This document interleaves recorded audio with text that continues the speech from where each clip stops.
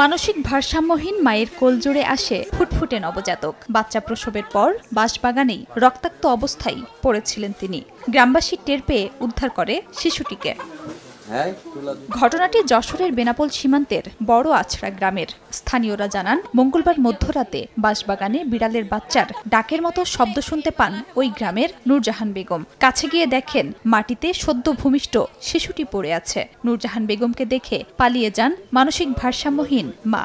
পরে নবজাতককে উদ্ধার করে হেফাজতে রাখেন নূরজাহান বেগম। বাচ্চা আমরাই মানুষ করবো, যদি আল্লাহ যদি ওর হায়াত দেয়, যদি বেঁচে থাকে তো আমাদের কাছেই থাকবে। বাসতলায় পাইছি, বাচ্চাটারে আমরা ডাক্তার দেখাচ্ছি, সুস্থ করতেছি। নবজাতক উদ্ধারের খবর শুনে উৎসুক মানুষ ভিড় জমান নূরজাহানের বাড়িতে। খবর পেয়ে ঘটনাস্থল পরিদর্শন করে অর্থ সহায়তা দেওয়ার আশ্বাস শার্শা উপজেলা নির্বাহী কর্মকর্তার। জানান, নবজাতক সুস্থ আছে। শিশু কল্যাণ কমিটি একটা আছে উপজেলাতে, সেই কমিটি আমরা দায়িত্ব নিয়ে আমরা একটি পরবর্তী আইনগত যে ব্যবস্থা সেটা আমরা নিব।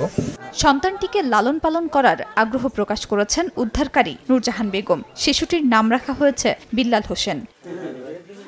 সময় সংবাদ, বেনাপোল।